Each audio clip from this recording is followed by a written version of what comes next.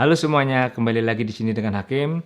Dan kali ini kita akan membahas strategi di bursa saham di mana ada trading dan investing. Mana yang lebih cocok dan seperti apa perbedaannya. Yuk kita simak ulasannya.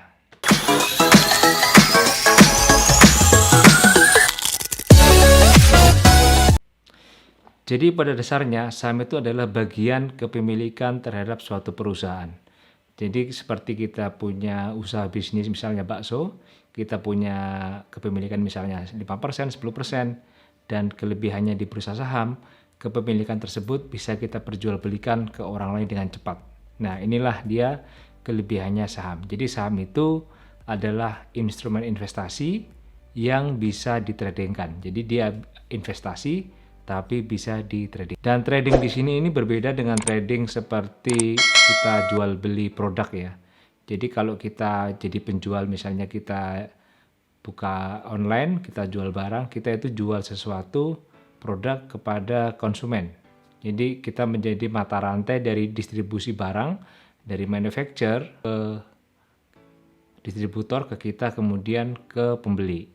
Berbeda dengan saham, saham ini pembeli dan penjual biasanya sama-sama investor. Jadi motifnya sama, mereka pengen untung dan disinilah kita beradu strategi dengan menggunakan trading atau investing. Jadi investor itu punya keyakinan bahwa dalam jangka panjang, fundamental itu pada akhirnya akan mempengaruhi harga saham. Kok bisa? Kita bisa bikin contoh, misalnya harga saham saat ini ada 100, keuntungan per saham misalnya 10. Katakanlah 10 tahun kemudian, keuntungan per saham itu nggak cuma 10, misalnya menjadi 80. Kan nggak mungkin harga sahamnya tetap 100. Kita beli saham harganya 100, keuntungannya 80. Kan pasti orang menganggap itu terlalu murah, maka harganya akan naik. Nah, harga sendiri dalam jangka pendek itu akan naik turun, jadi bervolatilitas. Pertanyaannya, apa yang menyebabkan harga itu naik? Apa yang menyebabkan harga itu turun? Nah, ini yang perlu dikuasai banget oleh trading, oleh trader. Jadi harga saham itu naik kenapa? Karena pembeli. Harga saham itu turun kenapa? Karena penjual. Maksudnya seperti apa? Maksudnya harga saham itu naik karena ada pembeli yang punya harapan lebih tinggi atau dia punya motif tertentu sehingga dia mau membeli di harga yang lebih tinggi daripada investor lain. Itulah harga kenapa akan naik. Kemudian kenapa harga saham turun? Ya karena ada penjual yang menjual dengan harga yang murah. Jadi entah itu karena dia ketakutan, karena dia punya analisis tertentu, atau dia ingin menggerakkan pasar. Jadi motifnya itu bisa bermacam-macam. Kalau kamu pengen keuntungan yang lebih, kebanyakan akan masuk ke dalam trading. Kenapa? Karena trading itu menjanjikan keuntungan yang lebih. Kok bisa? Karena trading itu dia bermain di volatilitas. Jadi katakanlah investasi itu naik dalam setahun 10%. Katakanlah ya. Tapi dalam waktu setahun itu kan dia nggak naik lurus tuh. Dia mungkin naik, turun, naik, turun. Nah, apabila trader bisa mengikuti pada saat harga naik, tentu dia akan punya return yang lebih baik daripada dia tidak melakukan trading. Di sisi lain, aktivitas jual beli itu tidak gratis teman-teman. Jadi ada cost-nya. Jadi kalau secara probabilitas, kalau kita melakukan pembelian dan penjualan tanpa analisis, maka probabilitas itu di bawah 50%. Karena apa? Karena ada faktor-faktor tersebut. Pertama adalah fee. Jadi kalau kita beli dan jual rata-rata itu ongkosnya sekitar 0,5%. Dengan memperhitungkan pajak dan biaya-biaya seperti biaya broker, biaya untuk bursa efek dan lain-lain. Kemudian yang kedua, itu perlu kita perhatikan bahwa kerugian dan keuntungan itu tidak simetris teman-teman. Jadi kerugian 50% itu tidak akan bisa tercover dengan keuntungan 50% ya. Jadi kalau kita punya modal 100 juta, kita loss 50 jadi 50 juta, maka untuk kembali ke 100 juta itu membutuhkan 100% gain, bukan lagi 50%. Seperti itu. Sedangkan kalau loss 30%, kita butuh 50%. Misalnya kita loss 30 juta, modal 90 juta, itu kan sekitar 33% ya.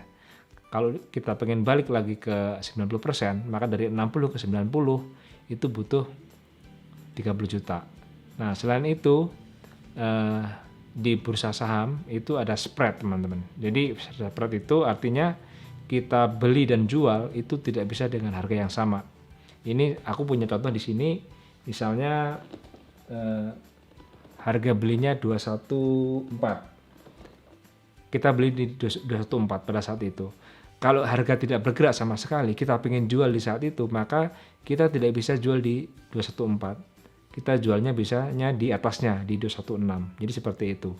Jadi itu adalah semacam hidden cost yang mungkin banyak trader yang tidak terlalu aware, padahal itu sangat penting. Jadi kenapa itulah kalau kita pengen keluar masuk itu nggak boleh sembarangan. Harus dengan analisis dan kita harus konsisten dengan analisis tersebut. Nah, sekarang mana yang lebih cocok dengan prospek nih? Apakah trading ataukah investing? Nah, tentu ini kembali lagi ke teman-teman. Teman-teman skillnya di mana? Apakah teman-teman itu menguasai bisnis, bisa membaca laporan keuangan, ataukah teman-teman lebih mempunyai skill di bidang membaca chart? Nah, seperti itu. Nah, ada tips yang menarik untuk memastikan kita lebih cocok di mana. Kita bisa membuka 2 akun, teman-teman. 1 akun untuk trading, 1 lagi akun untuk investing. Tinggal nanti kita bandingkan manakah yang lebih menguntungkan. Mungkin tiap orang bisa berbeda-beda ya, karena kan setiap orang kan bakatnya juga berbeda-beda. Nah, sebagai penutup, aku cuma mau kasih bilang bahwa investasi itu belum tentu lebih aman daripada trading. Jadi tergantung ke skill kita. Karena untuk investasi, kalau kita membeli perusahaan yang kurang tepat misalnya, mungkin perusahaannya menguntungkan, tapi karena harganya udah terlalu cukup mahal dan ekspektasi kita lebih, bisa jadi kita udah nunggu bertahun-tahun, hasilnya tidak menguntungkan. Saya nggak mau bilang sama apa, tapi bisa dilihat saham-saham yang blue chip seperti Unilever, Sampurna, HMSP itu akhir-akhir ini atau dalam tren sekarang ini masih bearish, teman-teman. Nah, sedangkan trading sendiri juga belum tentu lebih menguntungkan daripada investing. Kenapa? Yaitu lagi tergantung ke skill kita. Apakah kita punya trading plan yang cukup punya winning rate yang bagus, dan apakah kita bisa memfollow trading plan tersebut. Jadi, kalau kamu berminat antara trading dan investing, ingin mencoba, maka tips kami adalah buka 2 akun. Demikian untuk video kali ini, semoga membantu teman-teman, dan jangan lupa untuk like, subscribe, dan komen di video ya. See you next time, dan salam cuan, cuan, cuan.